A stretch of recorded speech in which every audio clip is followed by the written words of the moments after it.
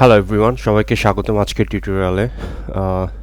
আমি তানভীর, আমি একজন সফটওয়্যার ইঞ্জিনিয়ার। আমি বুয়েট থেকে গ্র্যাজুয়েশন কমপ্লিট করেছি। আজকে আমরা শিখব HTML file path. So let's jump into it. And প্রথমেই চলে যাই এইচটিএমএল বুট ক্যাম্প ডেস্কটপে। এই ফোল্ডারটা রাখা আছে এখানে, রিসেন্ট ফোল্ডার। এটা আমরা ডাইরেক্টলি এখান থেকে অ্যাক্সেস করতে পারি। সো এইচটিএমএল বুট ক্যাম্প, তারপর আমরা এখানে নতুন একটা ফাইল করব, এইচটিএমএল ফাইল day10.html।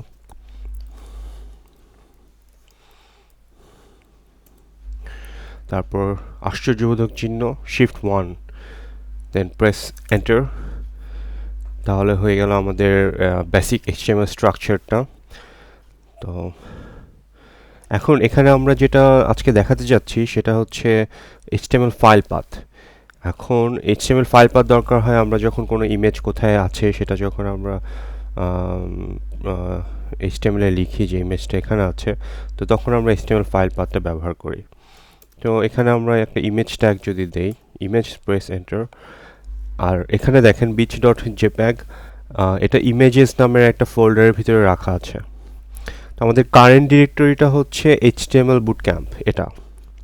তো আমাদের যদি কারেন্ট ডিরেক্টরির ভিতরে কোনো ডিরেক্টরি বা ফোল্ডার অ্যাক্সেস করতে চাই তাহলে আমাদের ডাইরেক্টলি আমরা শুধু ওই ফোল্ডারটার নাম লিখলেই হবে। যেমন এখানে আমরা ইমেজেস,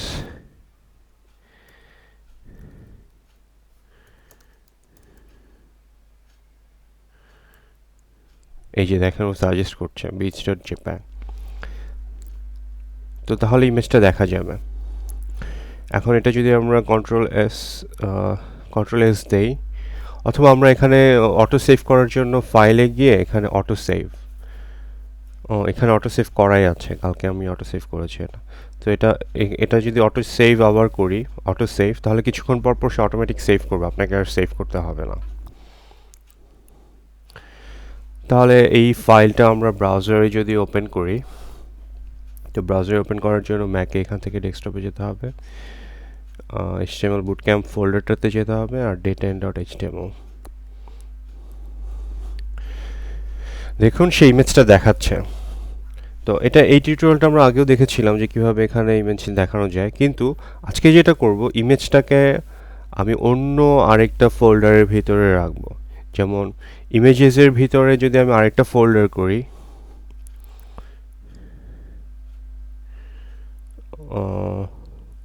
ইমেজেসের ভিতরে আরেকটা ফোল্ডার করি না, যদি আমি ধরেন আমার এইচটিএমএলটা আছে এখানে নেই, এইচটিএমএলটা আছে আমার এই ইমেজেসের ভিতরে, আমি এইচটিএমএল10টাকে ইমেজেসের ভিতরে রাখি, মুভ।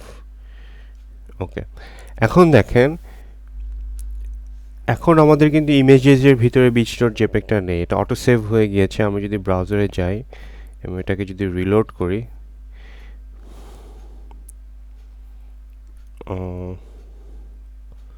এটা হবে এইচটিএমএল বুটক্যাম্প। আচ্ছা, এটা আমি এখান থেকে ওপেন করি,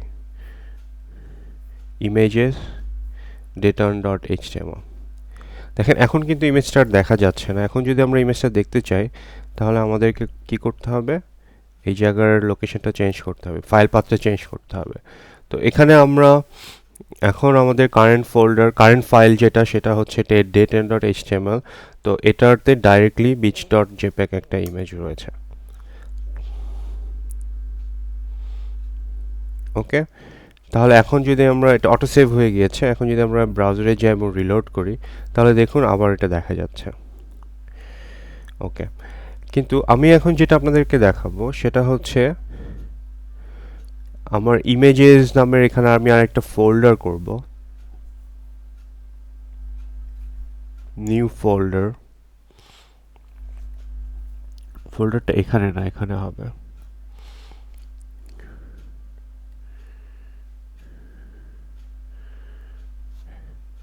এখানে নিউ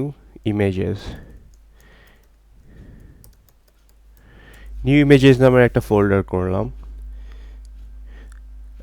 এবং এটার ভিতরে আমি beach.jpg ইমেজটা রিপ্লেস করলাম।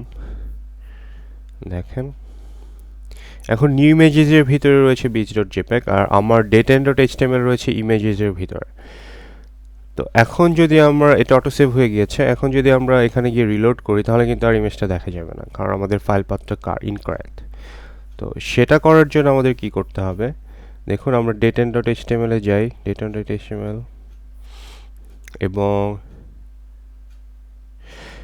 এখানে আমাদের যেটা করতে হবে, আমাদের ডাবল ডট, এই তো এখানে নিউ ইমেজেস দেখাচ্ছে, নিউ ইমেজেস beach.jpg, এটা অটো সেভ হয়ে গিয়েছে। এবার যদি রিলোড করি তাহলে দেখুন এখন কিন্তু আবার ইমেজটা দেখা যাচ্ছে। তার মানে হলো ডাবল ডট দিয়ে কি বোঝাচ্ছে, ডাবল ডট দিয়ে বোঝাচ্ছে আমাদের day10.html যে ফাইলটা রাখা আছে যে ফোল্ডারে, সেই ফোল্ডারের প্যারেন্ট ফোল্ডারকে বোঝাচ্ছে ডাবল ডট দিয়ে, তার মানে html bootcamp, তারপর স্ল্যাশ html bootcampের ভিতরে নিউ ইমেজেস, তারপর স্ল্যাশ beach.jpg। তাহলে আমরা যদি আমাদের কারেন্ট ফাইল, যেটা কারেন্ট ফাইল পাথে হচ্ছে day10.htmlটা আছে, তো সেটা থেকে যদি আমি আমার প্যারেন্ট ডিরেক্টরিতে যেতে চাই বা প্যারেন্ট ফোল্ডারে যেতে চাই তাহলে ডাবল ডট দিতে হবে। তাহলে আশা করি ব্যাপারটা ক্লিয়ার হয়েছে। যদি ক্লিয়ার না হয়ে থাকে আপনি এটা প্র্যাকটিক্যালি করলে আস্তে আস্তে আপনার ক্লিয়ার হবে। তবে ডাবল ডট যেটা, ডাবল ডট দিয়ে বুঝাচ্ছে যে আপনি যে কারেন্ট যে ফোল্ডারে আছেন তার প্যারেন্ট ফোল্ডারকে বুঝাচ্ছে ডাবল ডট দিয়ে। তাহলে এটাই হচ্ছে আমাদের HTML ফাইল পাথ। টিউটোরিয়ালটা ভালো লেগে থাকলে সাবস্ক্রাইব করুন এবং লাইক দিয়ে থাকুন, এবং নিজেকে দক্ষ হিসেবে গড়ে তুলতে আমাদের চ্যানেলটিকে সাবস্ক্রাইব করুন। সবাইকে অনেক ধন্যবাদ।